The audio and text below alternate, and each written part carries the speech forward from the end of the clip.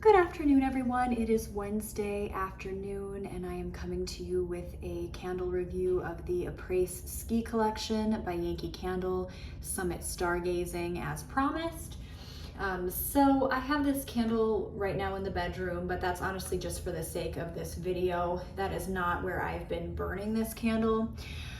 We'll start with the bad and then we'll transition to talking about the good. So in terms of scent throw, I started burning this candle in the kitchen. I oftentimes work at my kitchen table, so it's a good way for me to get a good feel of a fragrance because I am 2 feet away from it. However, that was not a successful approach with this candle. It was just lost in my kitchen. And again, this house is not an open concept house in comparison to my house up north. So it struggled in a small non-open concept kitchen. Once in a while, maybe every 30-45 minutes or so, I would think I'm getting a hint of something. I'd be like, wait a minute, what is that? Do I smell something? Is that it? Is that the candle? And then I would search for it and it would just be gone. So essentially, I mean, at best, we'll say a 1 out of 10 in the kitchen. So I knew that I was going to have to move this candle because frankly, it would not even be possible for me to give you a warm review of the fragrance because I just couldn't smell it in there. So based on the performance in the kitchen, I decided that it wasn't even worth it to try it in the bedroom, and I went ahead and moved it into the bathroom instead. Not a large bathroom, okay, a very small space. I closed the door, I let it sit for another hour, and then I went in there. And I could get a little bit of fragrance at that point in the bathroom after letting it burn in there for about an hour. Maybe a 3 out of 10. And I'm honestly probably being a little bit generous with that. It really wasn't much improved, but I was definitely getting a hint of something in the air. So scent throw was poor. It was poor. It was terrible in a large space. It was very poor in a small space. I mean, for a candle not to perform in a bathroom that is, we're talking like 6-7 feet by 4 feet, that's pretty awful. So that's scent throw. Okay, moving on to burn and performance in that manner. It did well. You can see there's a little bit of sooting there at the top of the candle, but overall it's a pretty clean burn. I'll go ahead and rotate the candle so you can see behind the label here. And it really didn't need any babysitting. I trimmed the wicks before I lit it, and then it was good to go, and it's been burning very smoothly since then. You can see we have a nice deep wax pool there, which again is why I'm surprised that I'm getting such poor scent throw because that's a really deep wax pool. So in terms of fragrance then, I do have the notes pulled up here on my laptop, so I'm gonna read them off. Okay, so this is where things get a little, I think, odd. Okay, so the description says this is a floral fragrance. Heading back from the slopes, you catch a glimpse of the brilliant northern lights, the opalescent fragrances of rainbow berries, winter tuberose, and candied violet leaving you in awe. Top notes of Meyer lemon, rainbow berries, petitgrain, middle notes of winter tuberose, wild jasmine, iridescent opal, and base notes of iced amber, candied violet, and hinoki wood. So here's the thing. Okay. Top notes of rainbow berries. I did a double take on that when I saw that note because I'm like, am I living under a rock? Is there such a thing as like a rainbow berry that, like a blackberry or a raspberry? Is there such a thing as a rainbow berry? And maybe it's just not native to, it's not something I've heard of. So I literally Googled it. And no, I haven't been living under a rock. There's no such thing as rainbow berry. The only rainbow berry I could find was like gummy candy. So I don't know if that's what they're referring to or if they're simply making up that name. Or if they're referring to some sort of like mixed berry, like a combination of boysenberry, blackberry, raspberry, and they're just calling it rainbow berries. I'm really not sure. Then the note iridescent opal. Okay, and please do correct me if I'm wrong, but I don't believe that opal has a smell. Opal is a gemstone, okay? And the adjective iridescence is not adding anything in terms of fragrance, right?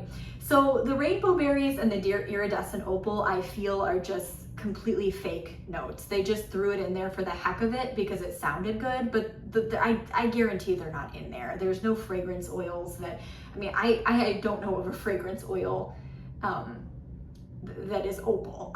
So I don't like seeing that because that really makes me distrust all of these notes, because even though something may sound legitimate, is it really in here, or is Yankee just throwing that in because it sounds good? So here's what I actually smelled from this fragrance. I smelled the jasmine, I smelled the tuberose, I did get amber from this, I did get violet, and a little bit of a wood note. So the Meyer lemon, you know, I did not get a distinct lemon, but I did get a brightness. So I'm wondering if that's maybe the lemon, but there wasn't really a distinct citrus in here. Iced amber, when they say iced, I don't know what they're describing with that. I don't know if there's maybe a mint in addition to the amber. I didn't really pick up on a distinct mint, but I did smell amber.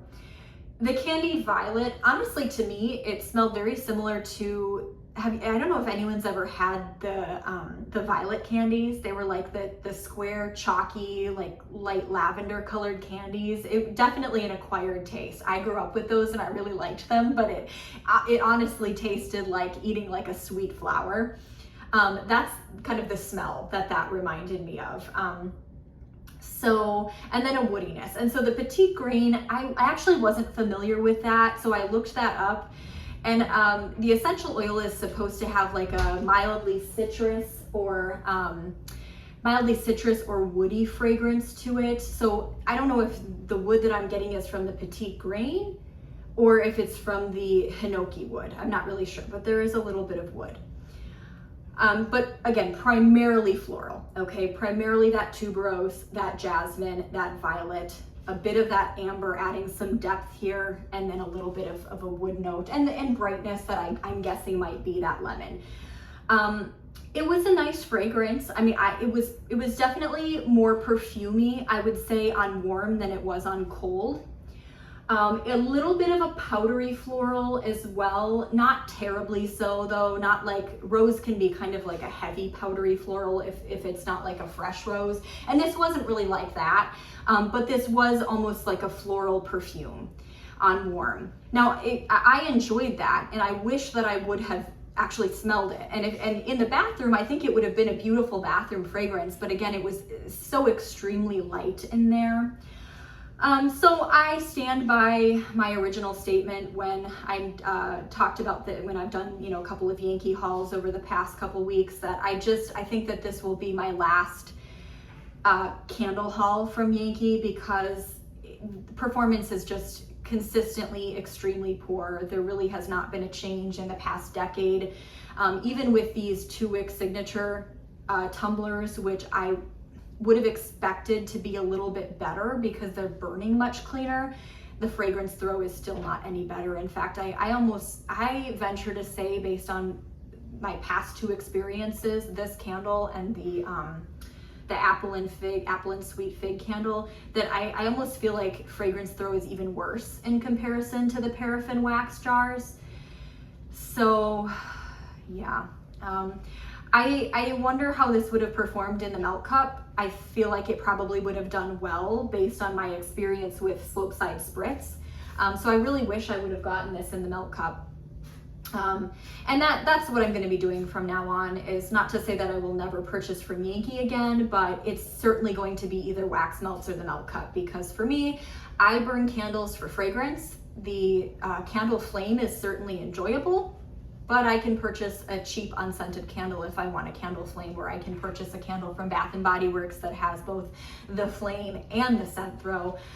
So I won't be purchasing candles unless something changes with what they're doing in terms of they need to step it up with the scent throw. I just really don't understand you know, how you can have a clean burning candle and a seemingly decent scent throw on cold and just nothing on warm. It just is kind of flabbergasting. So that's about it. That is my review of some Summit Stargazing. If you like florals, if you like slightly perfumey florals, I think you would enjoy this, but again, can't necessarily recommend this in candle form.